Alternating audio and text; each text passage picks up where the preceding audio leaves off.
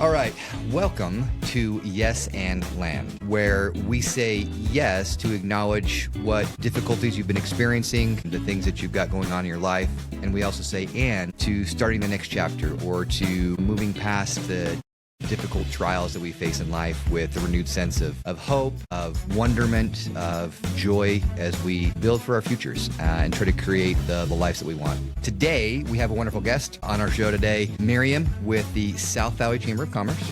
She is the Director of Marketing for the South Valley Chamber. She is also a past participant in the Disney College program, which is why I'm very excited to have her on today so we can talk a little bit about her experiences there, her love for Disney that we share in common, and to learn from her a little bit about, her journey, what got her to where she's at, different things she's experienced and learned along the way. So welcome, Miriam. So glad to have you on. Thank you. I'm so happy to be here. This is awesome. So what I want to start out is just a little bit more about you. Tell us a little bit about you deciding to join the Disney College program and what you kind of did as part of that program.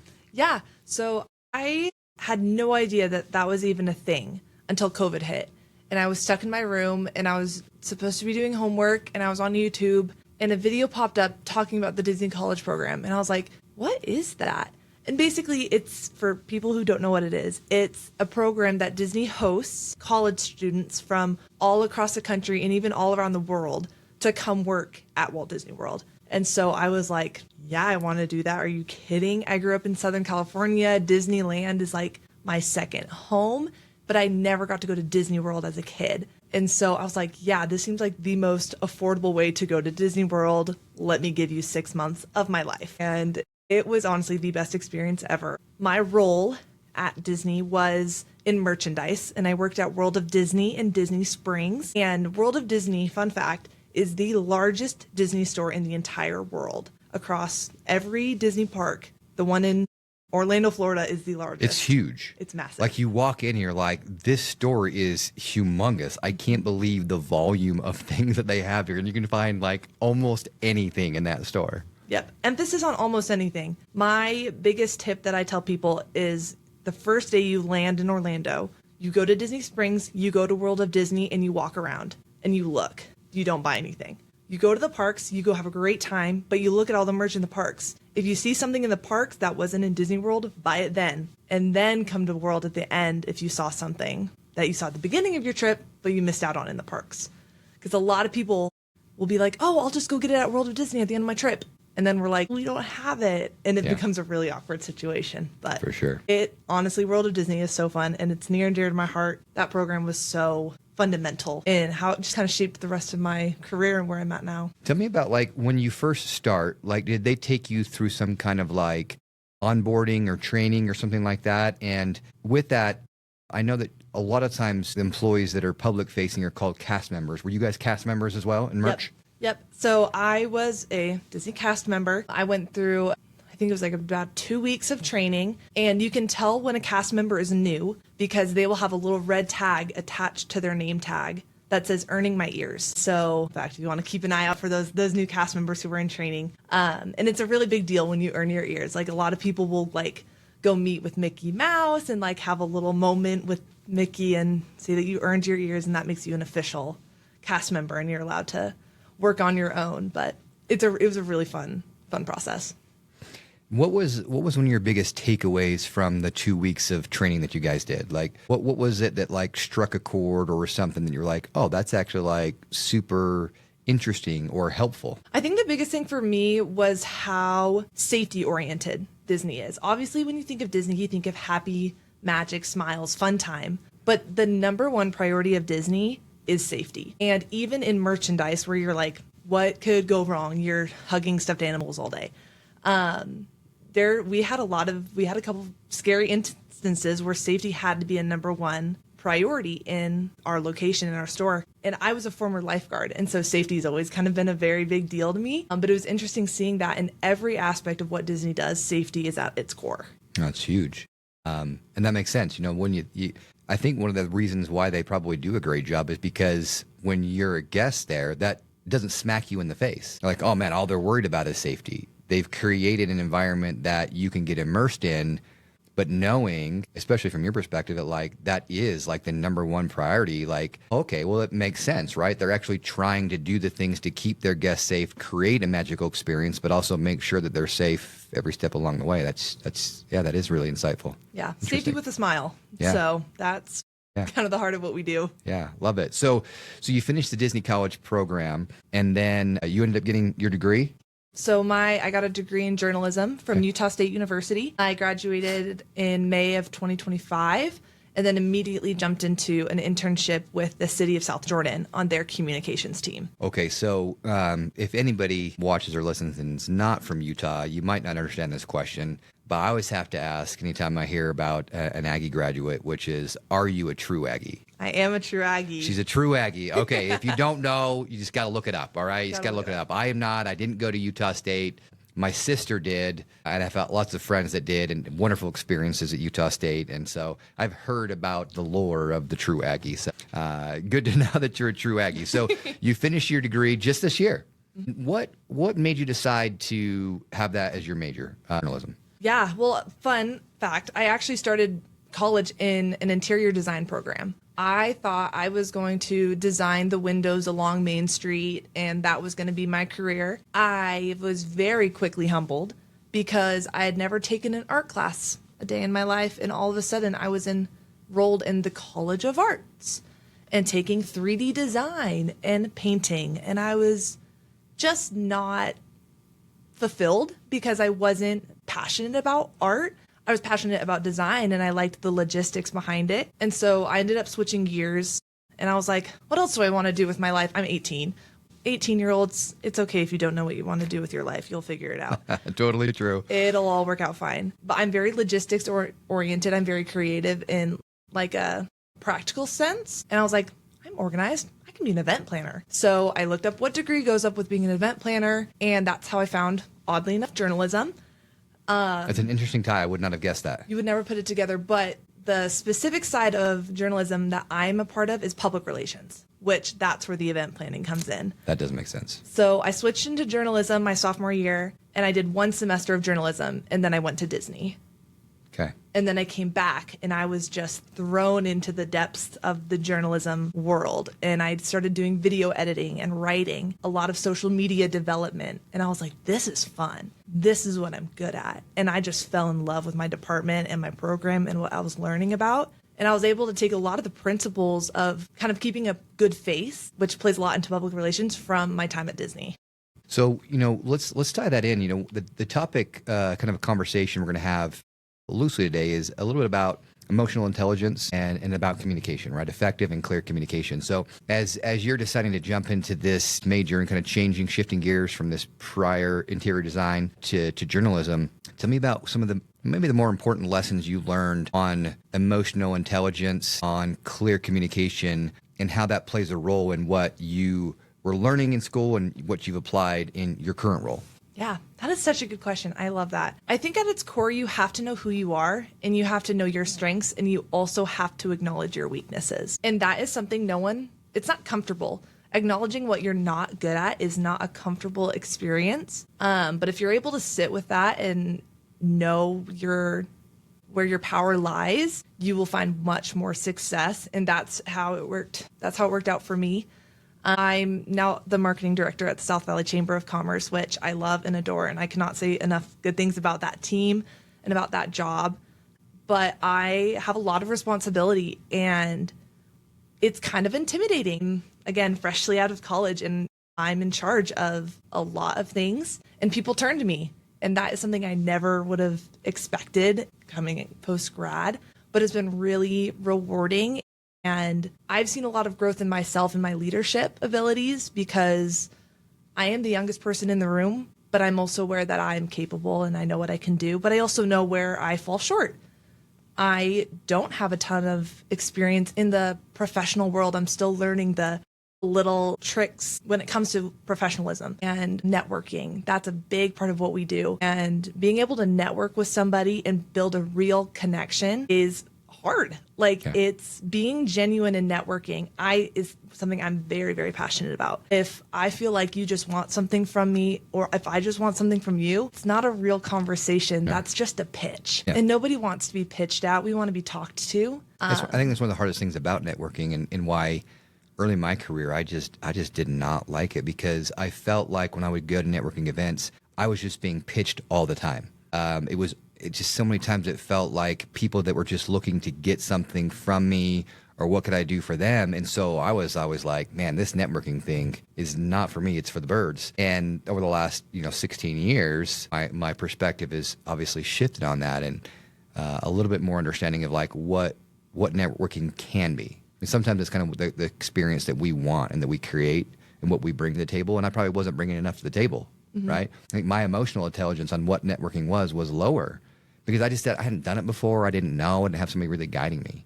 So in relation to that, who would you say, or who would you point to that, over the last several years has kind of helped you understand more about like why emotional intelligence is important in, different business interactions, professional interactions, and also, clear and kind communication? Who have you seen or modeled yourself after or learned from in that regard? Yeah, that's such a good question. I think there's a couple people who immediately come to mind, and the first people who came to mind were my professors in college. I had really good relationships with my professors because my department was so small. I knew the professors personally, and they knew who I was. And as a student, I was involved with a committee. It's called PRSSA.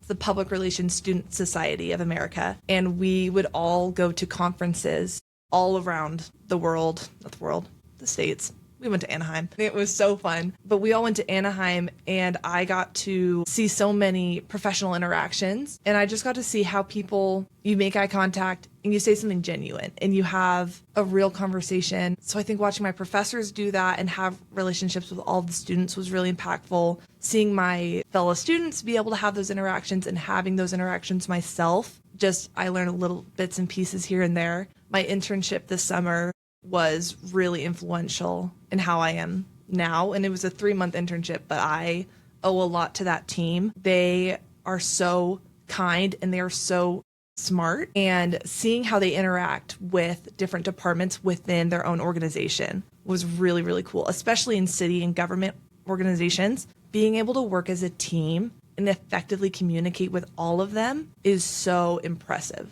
because there's a lot of moving parts. And I think I learned a lot from just watching and absorbing my team go through that. And now I'm trying to keep absorbing, obviously, as I'm in this newer role. And the team at the South Valley Chamber is incredible. Like, they are good people, and they are very professional and very with it. Like, they are just good at what they do. And I love just absorbing everything. Yeah. I've been a member of the South Valley Chamber for a couple of years, but really way more involvement this year as I participated in their Leadership South Valley program. And I got to know Jamie and Jay a lot better this year, because being involved in that and seeing them every month where we go for a full day was really, it was a learning experience for the places we went, but also from them. One of the things that strikes me with Jay is he's a master networker, and for all the right reasons. One of the things that I noticed and just like observing is that we would go places and people would genuinely want to talk to him and be around him. And then my own personal interactions, what I found is like, there's nothing that I can do for him or give to him, right? Like, he's doing this because he likes it. He's had a great career, right? Working for Larry H. Miller, and he's doing this because he likes it. And yet he's always made me feel seen. He's always made me feel like I had a place in the things that we did. And I learned a lot from him in that regard, that like you mentioned about being genuine. And that's what I've gotten from him, is that he's genuinely cares about people. And that's part of why I think he is such a good networker, because he cares and he remembers and he's genuine. And so when we're talking about like emotional intelligence, I think one of the really important things there is exactly what you keyed on, which is being genuine in that emotional intelligence, because understanding the impact on other people when you're genuine can make a difference in your interactions. So when we're talking about, emotional intelligence, talk to me a little bit more about like why maybe that's a topic that you think is important for us to be looking at today, right? Why is that a timely topic that, those who watch or listen to this might find it of particular importance. Why emotional intelligence? A world that is so technology facing right now, being able to communicate in a human way is what is going to make a difference in the long run. Anybody can open ChatGPT now and write something and create this beautiful, well-written email. But if it's not at its core human or coming from a human place of humanity, it just will glaze over and it won't be memorable. And that's something I really try to focus on. Is at the core of what I do, it is human, but I work in marketing. I'm a one-person team. And so sometimes I do have to rely on technology a little bit to kind of close the gap on some things. But at the core, I try to make sure there is humanity and thought behind everything that I do. Yeah, I've heard it referred to like when people are using AI is that you've got to remove the AI stink, right? Because it exists, right? I know ChatGPT is working hard to adjust the output so that it will eliminate if somebody requests the M dash. You've heard of this, right? You've seen it. And it's always interesting in my own like visceral reaction, like what I experience emotionally when I get an email from somebody and it's just filled with M dashes. Then I know, right? Mm-hmm. Like who's just using M dash in their regular, like, let me write an email back to you and put an M dash. Nobody. If you can show me the command to make an M dash, I'll give you $5 because I couldn't tell you what it is. Because it's hard. And so because of that, like, get those and I'm like, ugh. Then suddenly it's like, it's not genuine. It's not authentic. Somebody's just plugged this in and now my reaction to reading the email is kind of like, well, I almost disregard it, right? Because I'm like, they're not bringing something to the table. I'm not really connecting with this person and what they're sending over to me because they just gave a really probably basic prompt and then just copied and pasted what was there. But I'm also not one to ignore the reality of like, we need to accept that AI is part of reality now. And what you said, I think, is important, which is like we can use it to aid what we're doing, but we've got to then add that personal touch to it still, so it still is genuine, so it still is authentic. And if we prompt correctly, we can go through some iterations and then make sure it's still coming from us. I think we do communicate more effectively. Yes. Right. And so I think that is important. So when we talk about marketing, your role in marketing, and the things you're doing on social media, tell me about why emotional intelligence is important in the way that you're doing your marketing, right? In the way that you're showing up on social media. Yeah, so a big part of my role is making the chamber personable. One of the goals I had when I came onto this position was I wanted the chamber to feel like a community, because at the core, that's what it should be, and that's what it is it's a community of business members who want to grow and who want to connect. And that's a really big part of what we do. Something I've done to really try to focus on that is focus on the people behind the scenes. Yes, it's awesome that we had this big event, but look at all these business owners and what they're doing. We had 84 ribbon cuttings in 2025. My goodness. It's incredible. The growth and the desire for business in the South Valley is inspiring. And there's a community for people to come to. And I've loved being able to show off those business owners because everybody has such a cool and unique story. And I think it's part of the chamber's role is to highlight those people and the hard work that they're doing and getting their message out there. So again, that's that human part of me that's like, I don't want to tell the world, hey, you should be a member. Like, yes, you should be a member.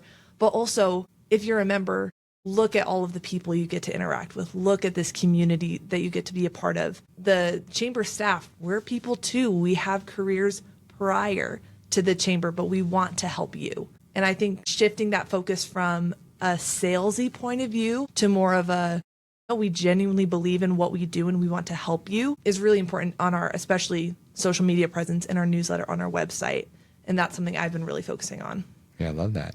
And when you talk about community, what it reminds me about in talking with a number of different mental health professionals in what I do as a divorce attorney. And I've talked with a number who will talk to me about like, what are the core human needs? And one of those that I'll always hear is that sense of belonging that we need. And, that's what a community can do, is bring that sense of belonging. I'm interested in your take on, how the community, that sense of belonging helps the members of the chamber especially when you have some who might at times be struggling, right? Because that's part of what, I'm really passionate about is trying to help people going through something difficult, right? As a divorce attorney. How have you seen the chamber help people with that sense of community, with that sense of belonging when they've at times struggled, right? Either in their own personal life or struggled with their business where it's not going exactly the way they want. Have you seen anything like having impact on people like that? Yeah, I think the biggest thing I've seen in my past couple of months is it comes down to the staff.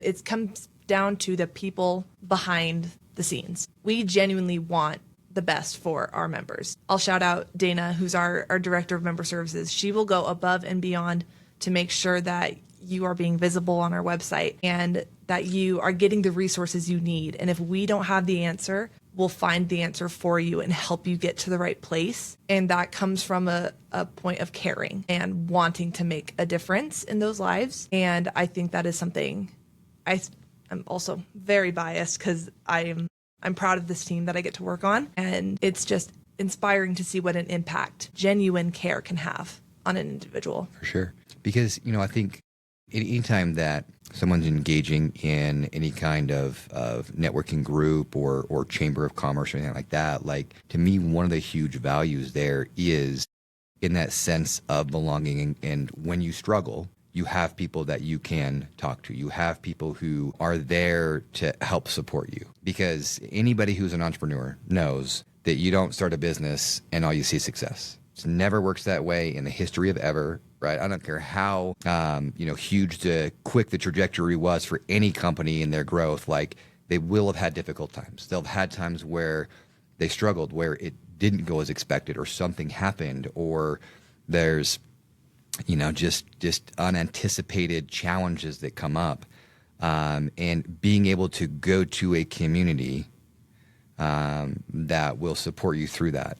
Even if it's just to hold space or even if it's just to, talk through things, brainstorm ideas, or even more than that, people who are like genuinely going to like help you with the business and help you attract more clients or, do different things. And that to me is part of what I've actually just personally seen from the chamber. I participated in their business accelerated program when I first opened my law firm. I was literally 1 month old in this law firm when I joined their business accelerated program and providing me a lot of the tools and resources as I was getting off my feet and then also making connections with other business owners in that same vein. And then the leadership South Valley just kind of took it to the next level where you're rubbing shoulders with, some of the most impressive leaders in the state of Utah from both public and private sectors and understanding about the challenges they face, the ways that they are able to encounter those challenges and help support their people. And I just think it really makes a difference in that sense of belonging that you have. The chamber does a great job with those things. So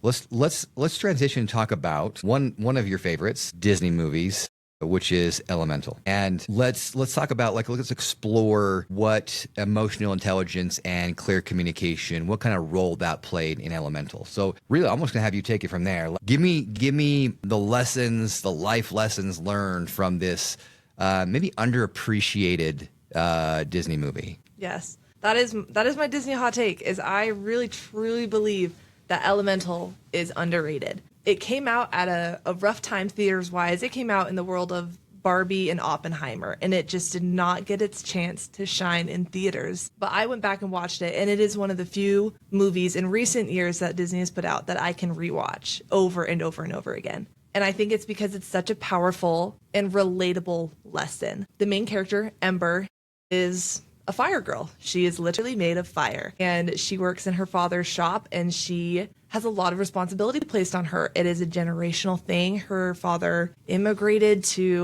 I can't even remember what the city's called, but Element City, that's what it's called. There you go. Element City, I'm on it. And so she feels like there's a lot of responsibility to put on a good face and be customer oriented. And that does not come naturally to her. We see a lot in the beginning of the film. She has flare-ups. And when a customer is being customer-y, as my people in retail know, people can be kind of silly sometimes when it comes to shopping, and it can get frustrating really fast. And Ember would get frustrated, and she'd have to step aside, and she'd literally, in a way, blow up, which leads her on a whole other journey of things and meeting Wade, who's made of water, and their story, I think, is really, really powerful. He teaches her through example of how to create connection and listen to other people and meet them where they're at. One of the biggest parts of the movie that I wanted to talk about today was at the basketball air, whatever it's called, game. And Ember is trying to beg this lady not to shut down her shop because they do not meet code. And she's like, give me a chance to fix this. And she starts pitching at this lady in the middle of a basketball game. Now, if someone comes up to me in the middle of a Jazz game and it's an intense game, I do not want to hear about your pitch. I do want to hear who your favorite player on the team is. And I want to hear you cheer for my favorite player too. And that is something that Wade does. He literally creates a wave because of water. And they do a whole wave. And it's beautiful. And Ember is so touched by that because afterwards, that human connection that he had with the air ticket lady, she's like, yeah, I understand. My dad and I used to love watching this together. I understand your relationship with your dad. Let me see if I can help you. And then she helps. And so being able to understand that this is bigger than just what I need, it's understanding where you are and meeting in the middle and being able to create something that is beneficial to both of us from something that you might not initially understand, but that you have to be able to step outside yourself to see that. And I think that boils down back to the emotional intelligence side of things. And so, with that example, I love what you've brought out of that in understanding the nature of relationships and communication. With it, how do you differentiate between somebody who is being genuine, right? Like in this situation, like Wade was creating the wave, versus somebody who just tries to schmooze, right? Because I think that's what sometimes people are afraid of. Like, is this person just schmoozing me? Like, they really want something from me? Are they schmoozing me? Are they being genuine? Like, how in an emotionally intelligent world, or somebody striving to have that more, how do you differentiate between those? Both when you encounter it, or for you, when you're interacting with other people? Yeah, that's a good question. And it's hard. It's difficult. No one is saying that it's super easy. I think for me personally, it comes from a strong sense of self and just life experience. The more interactions you have of people being like, yeah, you just want something from me, you can feel it. There's a sense of, I don't know, it's just kind of a gut feeling almost of this person just wants something from me. And that doesn't feel super good versus a conversation of, hey, what do you do for work? I do this. Me too. That's really cool. Why do you like it? And building a relationship and then being like, hey, if you ever want to collaborate on something, let's talk about it. It's a collaboration. It's not a, you give me what I want and maybe I pay you back someday. You'll never know. I think it ultimately comes down to a gut feeling of, yeah, this is a good person. Like, I click with this person. It differs from person to person. Someone might be like, yeah, oh, they just want something from you. And the other person's like, no, that's my best friend. They would never do that. Right. It's all perspective. And you have to be aware of it, but not fearful of it. Sure. Yeah, I think one of the things for me when I'm encountering somebody for the first time, or I don't know them well and having a conversation, there's always a huge difference in somebody that comes up and talks to me and maybe starts with a question, but then it's always one-upper, the classic one-upper, or they just talk about themselves a lot. Yeah. And to me, the best conversations are where there's a really good give and take and that people are asking curious questions. And to me, that's one of the hallmarks for me of the difference between somebody who's just looking to get something from me or somebody who's actually genuinely interested, right? It's curious questions. Yeah. Do you know Ted Lasso at all?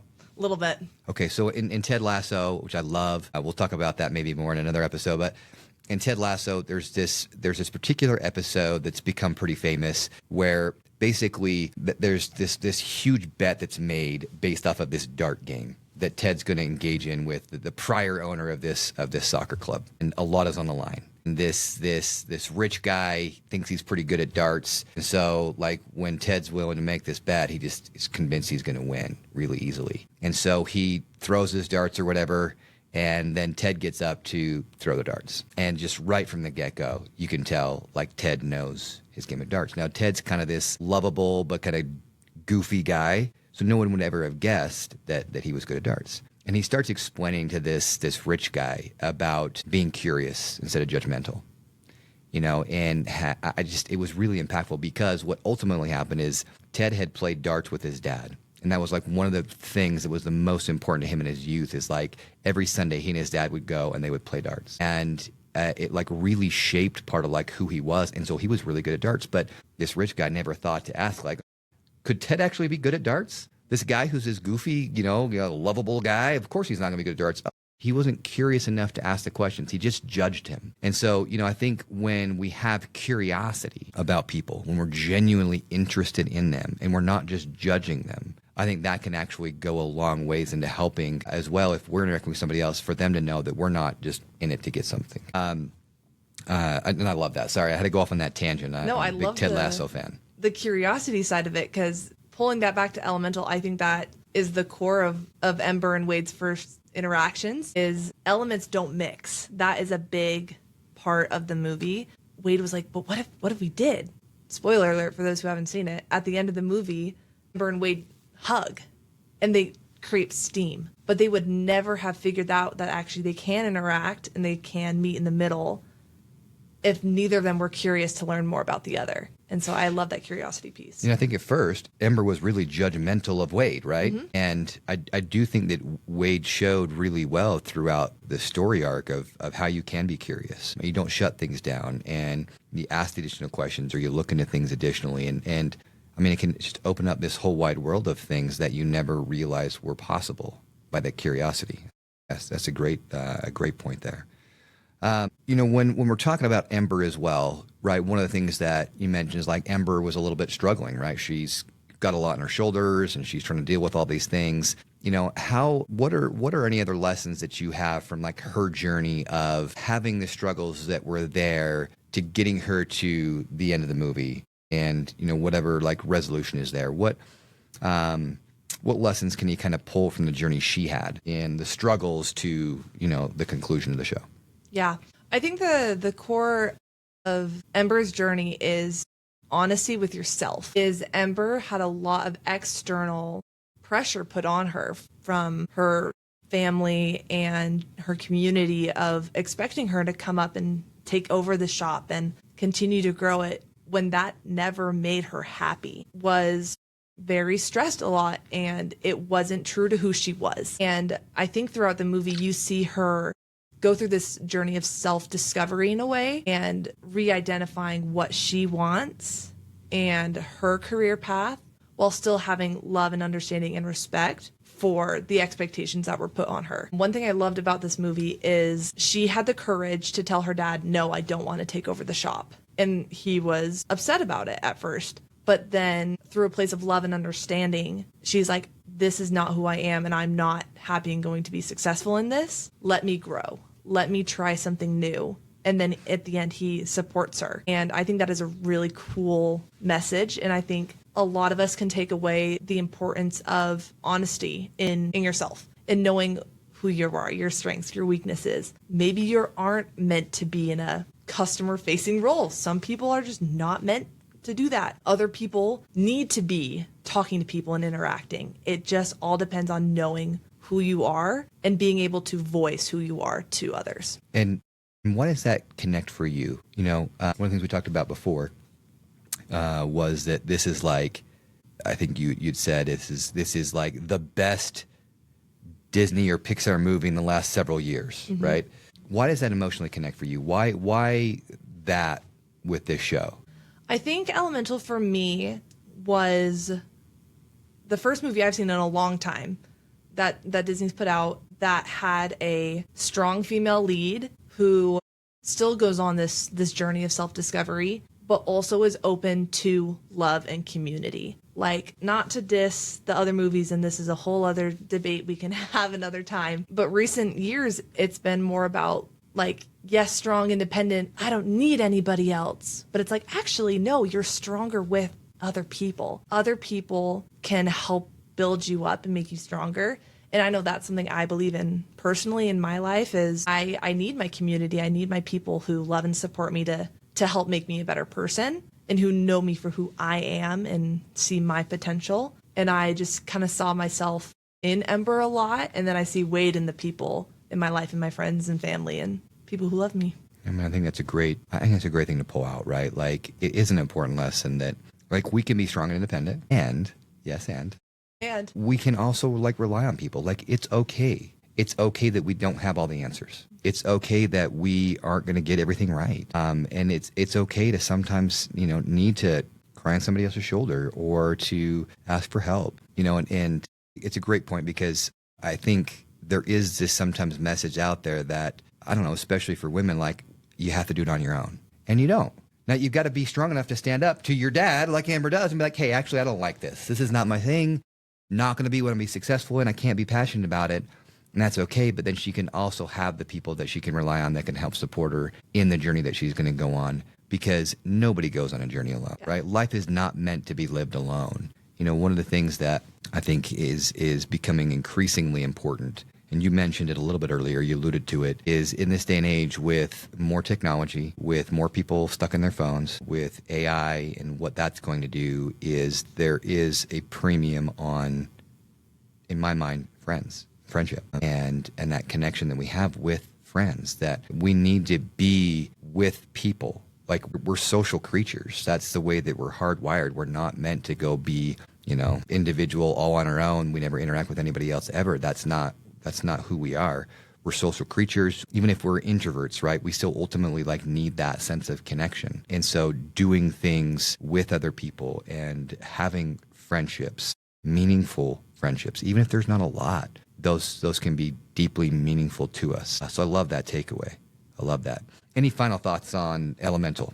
If you haven't watched Elemental, please go watch it again. It is so good, and I promise you will take something away from it. And yeah, I'm grateful for the people in my life. Like, I'm post-grad, and so my friends are all up in Logan, and I miss them dearly, but our friendships are deep-rooted and genuine, and they're just a short drive away or a phone call away. And yeah, I think friendship at the end of the day and community at the core is what being human's all about. And I'm so excited for the future and what life holds, and I can't wait to make new friends, and it's just exciting. It's never ending. Love that. So let's move to our next segment, which is our this or that segment. Okay. So, this might be highly controversial. So for each one of these, like gut reaction, you just go with it. Okay. You just go with it. And we may have to have some explanations if you've got some opinions that are a little bit sketchy. All right. I'm opinionated. Okay. So here's the first one. Would you rather be water or fire? Water. Water. Okay. Tell me more. A fish at heart. I grew up in Southern California. I'm a beach baby. I grew up swimming in the ocean, and I was a lifeguard. I was a swim instructor. I did swim team. Water's just a part of who I am. Love that. Love that. It totally makes sense. Southern California, of course, right? But now you're in Utah, the old landlocked state. I guess you go swim in the Great Salt Lake. You can get that ocean feel with a bunch of flies and grossness, but smell. Hey, there's always the pool, right? Yeah, I'll take the pool.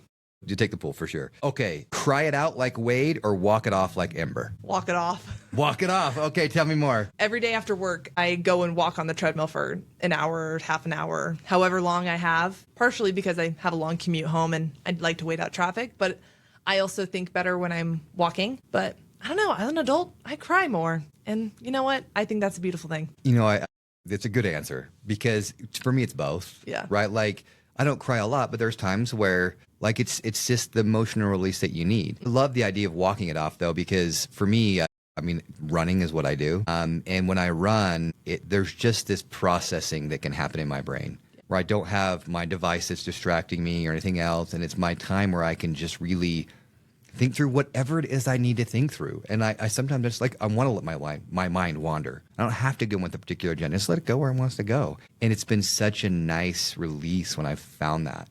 So I'm probably a walk it off as well. But look, good cry is always good. We're recording this right now and it's pre-Christmas. And every year I have to watch It's a Wonderful Life. You seen that? Yeah. Yeah. 100 times out of 100 I cry in that movie. Like every time I'll cry. I used to be a little bit ashamed of it. Like I used to try to hide it, I was watching it or not tell anybody. Now I'm like, I'll fall and embrace it. Yeah. Look, I will cry through that movie. Absolutely. I love it so much. I always have to watch it. So crying is totally okay.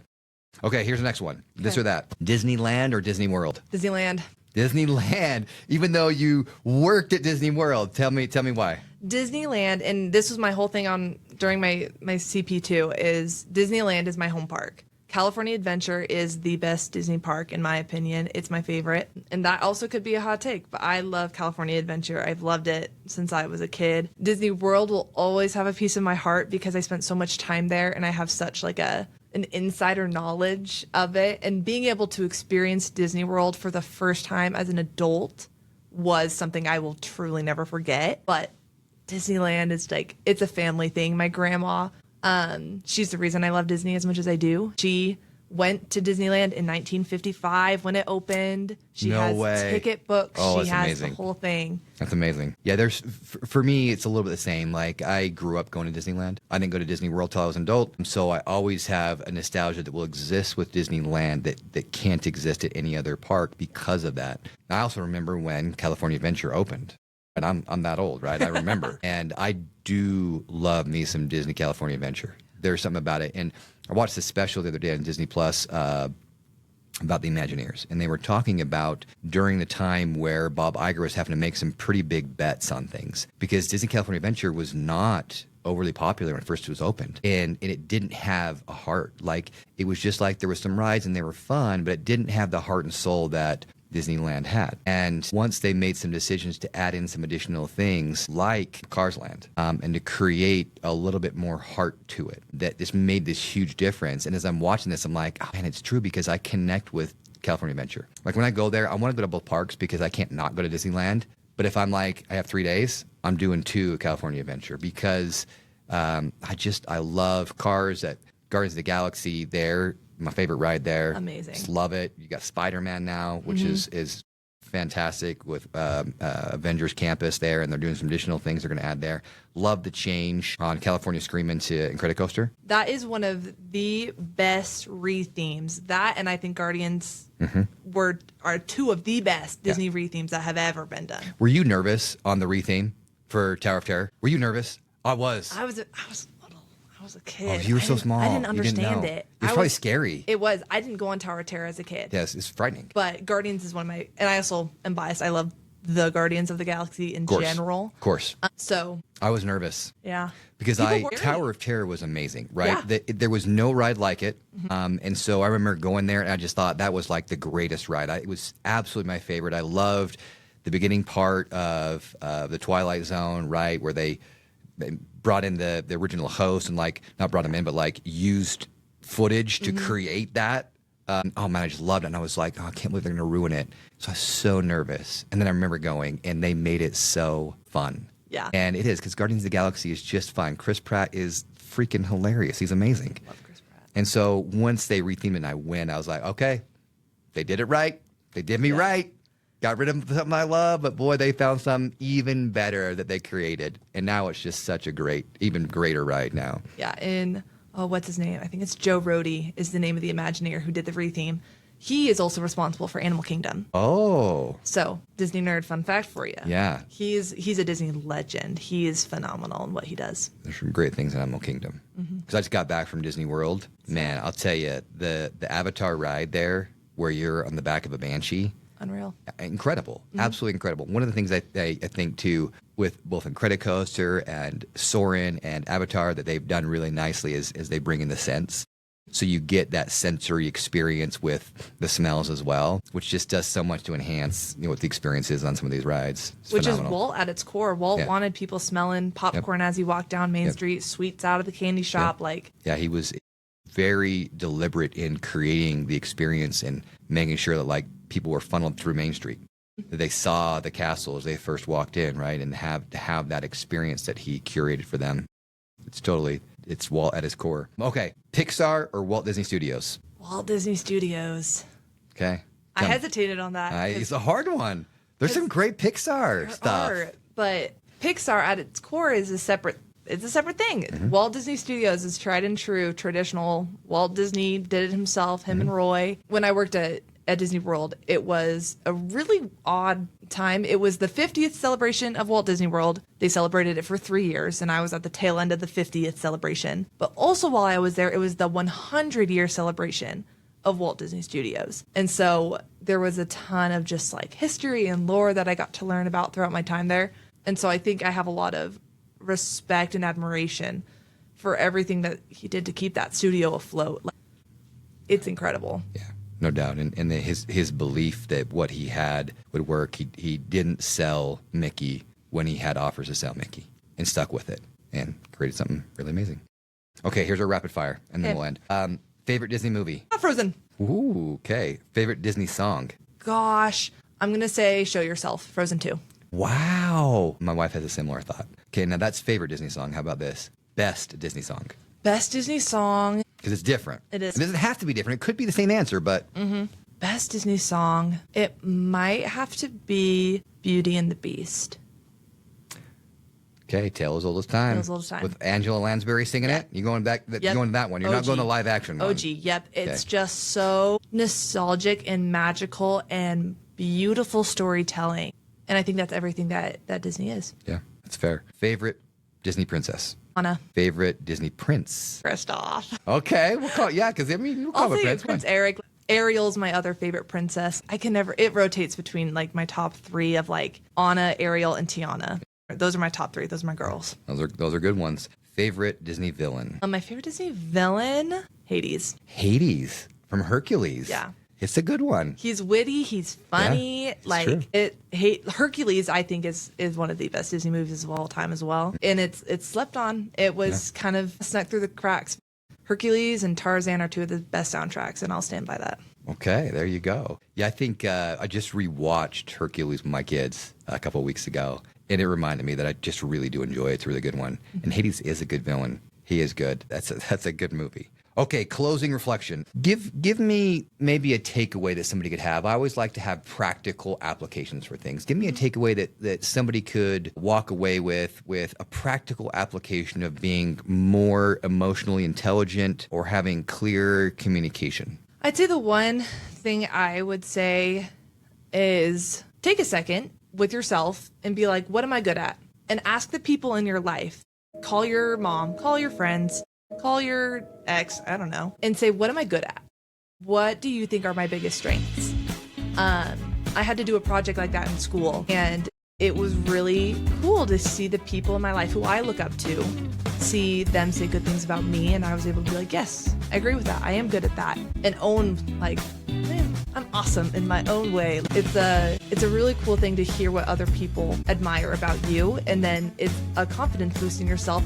And then, other side of the coin, you need to sit down and be like, what am I not as good at? What are my weaknesses that I'm aware of? And how can I be prepared for when those weaknesses arise? It's a matter of just taking a second, and maybe you need to go on a little hot girl walk. It's okay. Yeah. We love those, and just take a second. For sure. And think about it. Love that. It's a great takeaway. So thank you so much for being with us today, sharing your experiences that you had both in the Disney College program, in college itself, in your current role. Loved hearing your thoughts about emotional intelligence, about Elemental, which is genuinely, it's a terrific movie. So appreciate you. And thank you for joining us here at Yes and Land, where we honor the real story you're living, the struggles you're going through, and invite you to the next chapter that should be filled with hope and possibility and finding joy in the journey. Thanks.